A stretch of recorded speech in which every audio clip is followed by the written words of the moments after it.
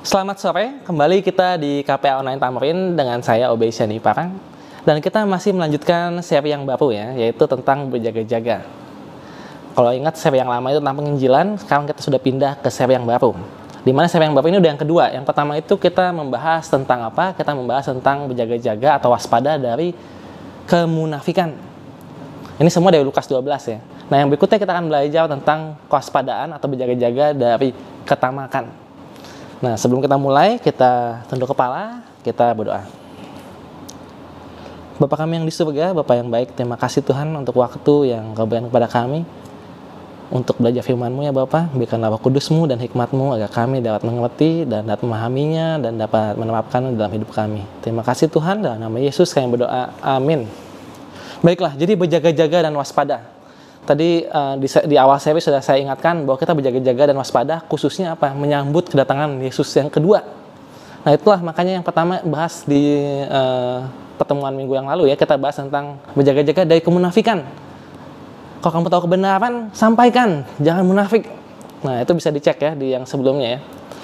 Dan yang kedua adalah berjaga-jaga dari ketamakan. Ini betul-betul penting saudara. Khususnya yang kedua ini, jaga-jaga dari ketamakan. Karena kalau ingat ayat yang waktu itu kita pernah baca, mungkin kita baca sekali lagi dari Getsemani ya. Kenapa kita berjaga-jaga? Kita baca Matius pasal 26 ayat 41. Matius 26 ayat 41, berjaga-jagalah dan berdoalah supaya kamu jangan jatuh ke dalam pencobaan. Roh memang penurut, tetapi daging lemah. Kita harus berdoa dan berjaga-jaga karena apa? Daging kita lemah. Roh kita mungkin penurut, tapi daging kita lemah. Maka kita harus berjaga-jaga dan berdoa. Jadi saya ingatkan kembali, saya ulang sedikit untuk refresh dari yang minggu lalu ya. Bahwa cerita Getsemani ini juga melambangkan atau menggambarkan tentang kedatangan Yesus yang kedua. Di awal sebelum berdoa, Yesus bilang, berjaga-jagalah bersamaku. Lalu Yesus pergi. Terus dia bilang, Yesus kembali. Dan menemukan mereka tidur. Padahal udah dibilang, berjaga-jagalah bersamaku. Tidur. Jangan sampai nanti ketika Yesus datang yang kedua kali, kita ditemuinya tidur. Kita harus berjaga-jaga saudara-saudara, supaya kita tidak jatuh dalam pencobaan, karena Allah memang penurut, tapi daging lemah. Jadi kita lanjut ya, berjaga-jaga atau waspada dari ketamakan. Jadi kita lanjut membahas dari Lukas pasal 12. Yang lalu kita belajar Lukas pasal 12 ayat 1-12 tentang kemunafikan, di mana kita harus berjaga-jaga dari kemunafikan. Lalu ini yang berikutnya kita akan belajar dari ayat yang ke-13 sampai ayat 34. Berjaga-jaga dari ketamakan. Jadi kita baca dulu bersama-sama. Jadi seperti yang lalu-lalu, sambil kita baca bersama-sama, perhatikan kita berjaga-jaganya dari apa bahayanya gitu ya, hal itu, dan bagaimana cara kita berjaga-jaga. Apa yang perlu kita renungkan. Dan apa yang menguatkan kita supaya kita bisa lebih kuat menghadapi lawan itu, yang kita kan harus berjaga-jaga dari itu. Ya, kita sama-sama baca.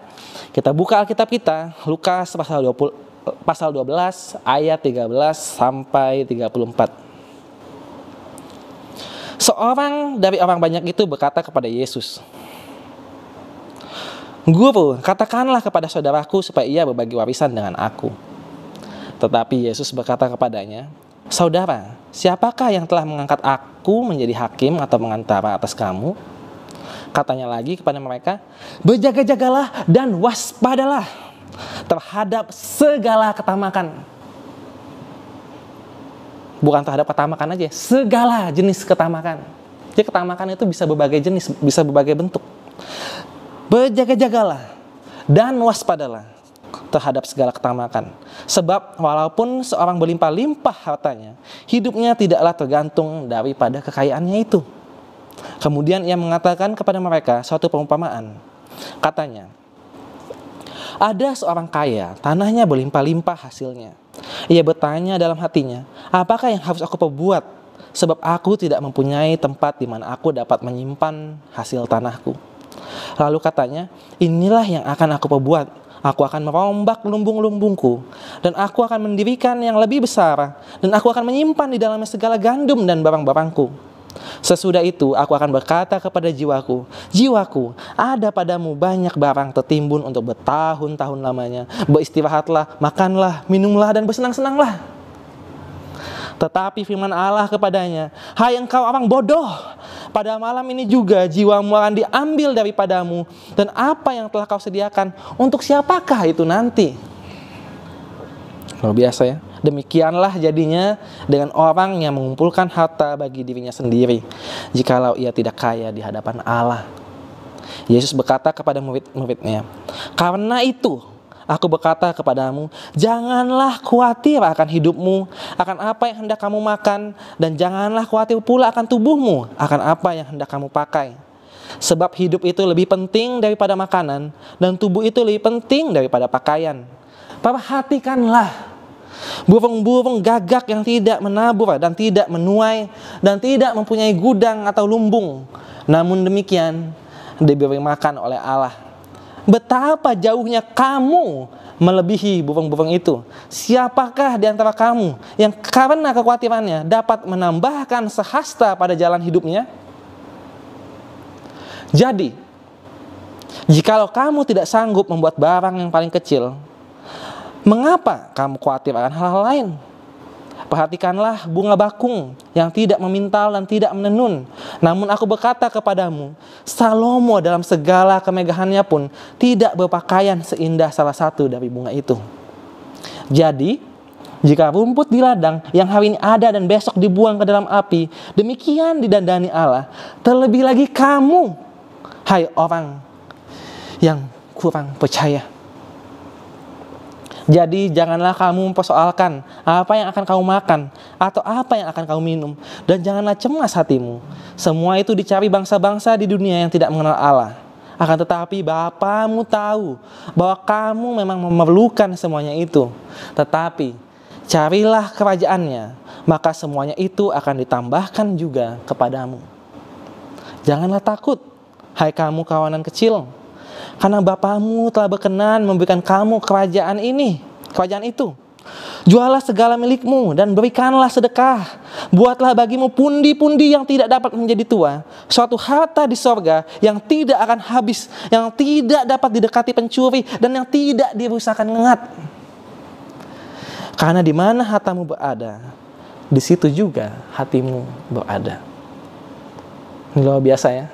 Jadi ini betul-betul menyambung pasal 12 ayat 1 sampai 12 ya. Itu kan lagi ngomongin tentang berjaga-jaga, waspada dari kemunafikan. Ini bagian yang kedua ini adalah berjaga-jaga dan waspada dari ketamakan. Dan ini jadi masih nyambung. Jadi sekali lagi ya, judul perikopnya ini kesannya dari tadi ganti. Enggak, ini semua nyambung. Termasuk yang hal kekhawatiran dan orang kaya yang bodoh nyambung. Jadi yang kekhawatiran itu menyambung betul-betul tentang orang kaya yang bodoh. Menyambung terkait waspada dan berjaga-jaga dari segala jenis ketamakan. Jadi kita harus berjaga dari apa?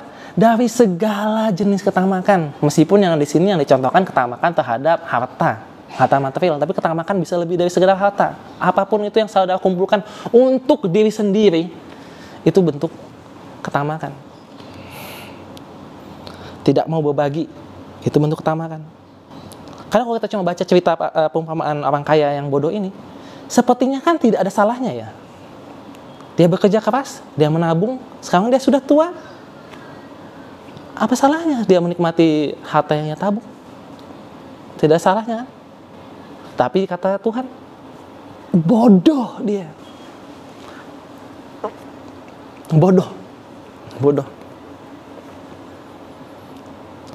Bodoh sekali.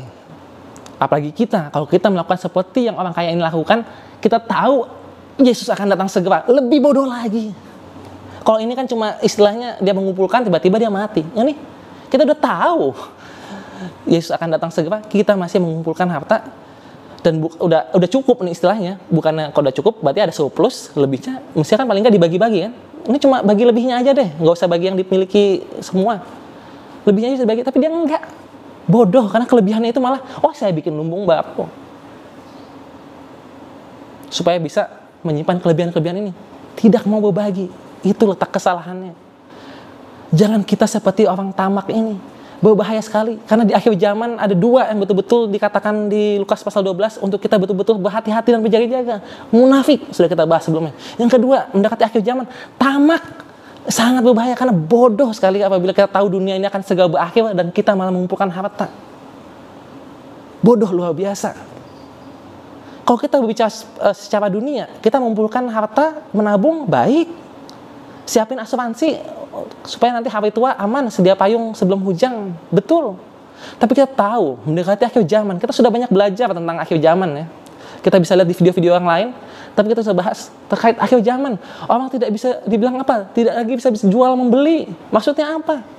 Maksudnya ketika hari besar itu datang, akan ada suatu musibah yang luar biasa yang hartamu pun tidak bisa menyelamatkan engkau. Kalau ini hal-hal biasa, tidak apa mungkin saudara menabung. Tiba-tiba ada kerusuhan seperti tahun 98. Oh iya, dengan harta akhirnya saya bisa beli tiket untuk kabur dari Indonesia waktu itu misalnya ya. Contoh. Mungkin ada benar bisa menyelamatkan nyawa, tapi pada hari Tuhan yang besar itu, kekayaan itu tidak ada gunanya, tidak bisa menyelamatkan. Jadi bodoh. Bodoh sekali. Waspadalah terhadap ketamakan. Dikatakan itu bodoh sekali. Makanya di ayat 21 dikatakan, demikianlah jadinya dengan orang yang mengumpulkan harta bagi dirinya sendiri, jikalau ia tidak kaya di hadapan Allah. Kita itu harus kaya di hadapan Allah, bukan di hadapan manusia atau di hadapan diri sendiri. Dan yang bagian kedua dari ayat yang tadi kita baca, itu adalah terkait hal kekhawatiran. Ini masih menyambung. Karena ini menjelaskan kenapa orang itu tamak. Karena ketamakan memang istilah secara daging, maka dibilang daging itu lemah ya. Secara daging kita tuh pengennya tamak, menabung, mengumpulkan. Kenapa? Karena kita khawatir. Inilah akar dari ketamakan. Kekhawatiran. Saya khawatir kalau saya nggak menabung, besok ada sesuatu. Nanti saya makan apa? Saya khawatir kalau saya nggak mengumpulkan harta sebanyak-banyaknya, nanti kalau tiba-tiba sakit, perlu operasi yang mahal, saya bagaimana? Secara logis memang ada benarnya, tapi sampai kapan? Saudara akan merasa tidak ada cukupnya, pokoknya sebanyak-banyaknya. Karena musibah itu juga tidak ada batasnya. Di mana saudara akan berhenti mengumpulkan harta tersebut dan mulai berpikir untuk berbagi? Makanya di sini langsung di stop sama Tuhan Yesus. Dibilang yang penting adalah akar permasalahan ketamakan itu saudara cabut. Jangan khawatir. Jangan khawatir akan hidupmu. Apa yang hendak kamu makan.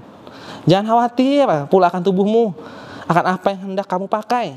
Hidup itu lebih penting daripada makanan. Dan tubuh lebih penting daripada pakaian.